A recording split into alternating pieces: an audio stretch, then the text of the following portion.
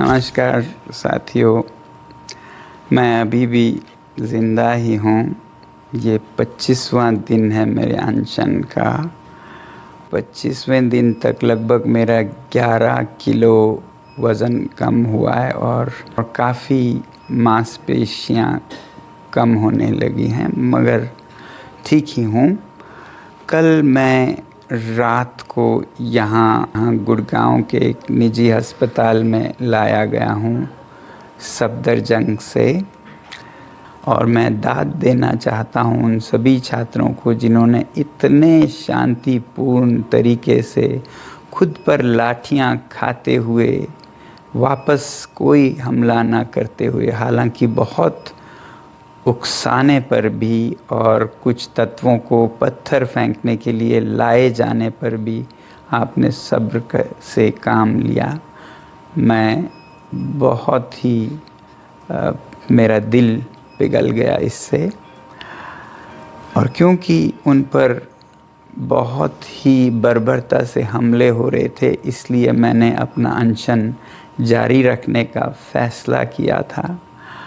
अब भी मेरे पास बहुत से नेतागण आए अनशन तोड़ने की अपील के साथ, जिसमें शासक दल के मंत्री भी आए और सांसद लगभग 65 के हस्ताक्षर और यहाँ आकर अपील कर रहे हैं कि मैं अनशन तोड़ूं और वापस देश सेवा में लग जाऊं।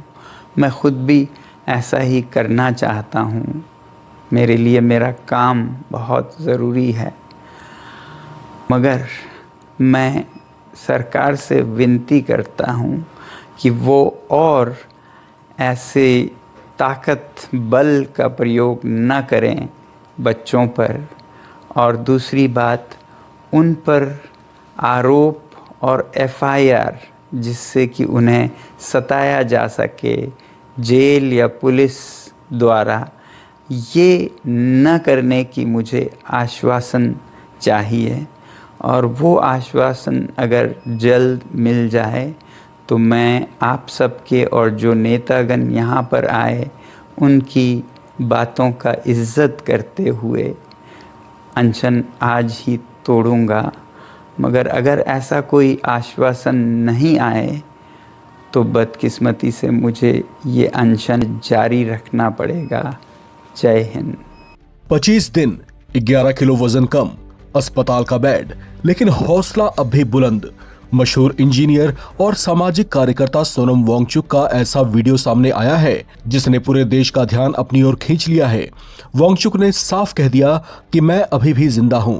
अगर छात्रों पर कानूनी कार्रवाई रोक दी गई तो आज ही अपना अनशन तोड़ दूंगा। नीट पेपर लीक मामले को लेकर पिछले 25 दिनों से अनशन पर बैठे सोनम वांगचुक ने अस्पताल से एक भावुक वीडियो संदेश पोस्ट किया। उन्होंने बताया कि अनशन के दौरान उनका करीब 11 किलो वजन कम हो चुका है और शरीर की मांसपेशियां भी प्रभावित हुई हैं। उन्होंने कहा कि उन्हें सफदरजंग अस्पताल से गुरुग्राम के एक निजी अस्पताल में शिफ्ट किया गया है, लेकिन उनकी लड़ाई अभी खत्म नहीं हुई है।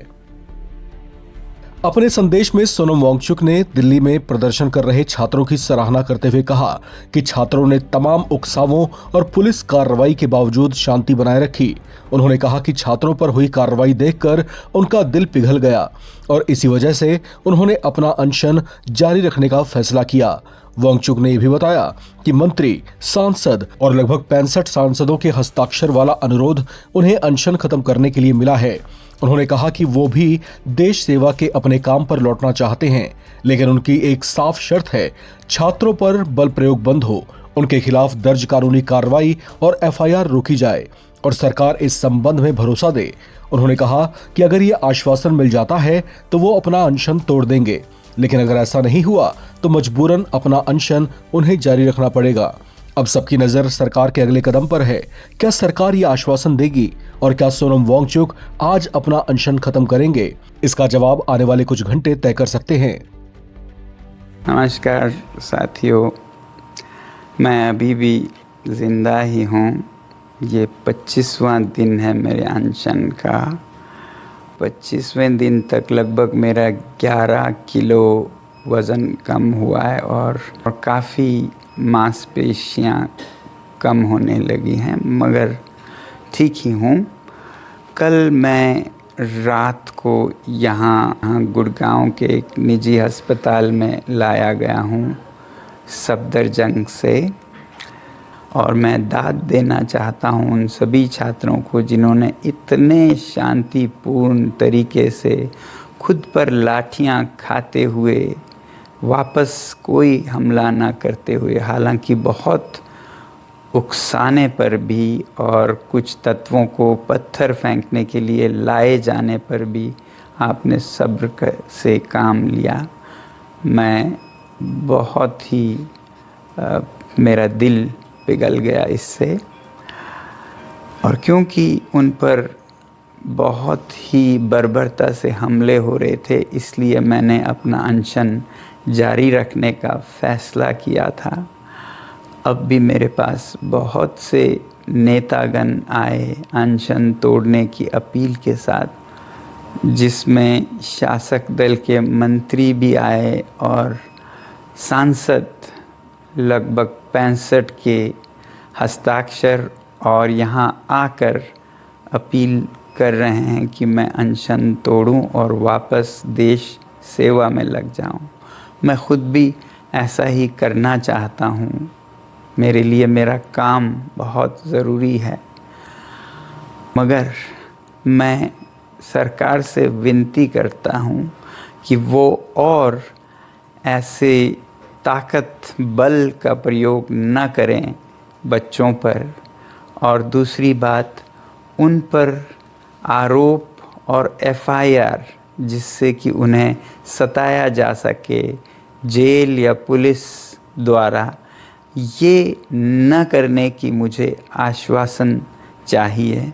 और वो आश्वासन अगर जल्द मिल जाए तो मैं आप सबके और जो नेतागण यहाँ पर आए उनकी बातों का इज़्ज़त करते हुए अनशन आज ही तोड़ूंगा। मगर अगर ऐसा कोई आश्वासन नहीं आए तो बदकिस्मती से मुझे ये अनशन जारी रखना पड़ेगा। जय हिंद। हम लोग बैठे रहेंगे जब तक हमको मिलने का अवसर नहीं मिलेगा, और चाहे रात से सुबह हो जाए हम लोग मिलके ही जाएंगे। और ये मेडिकल प्रोटोकॉल जरा हमको भी दिखाइए। हमसे पहले कई नेता आए, उनको आपने जाने दिया और हमारे लिए मेडिकल प्रोटोकॉल आ गया, और जो इनका रवैया था पुलिस का हम लोग के प्रति बहुत ही गलत था। और हम लोग यहाँ बैठेंगे जब तक हमको मिलने का अवसर नहीं मिलेगा।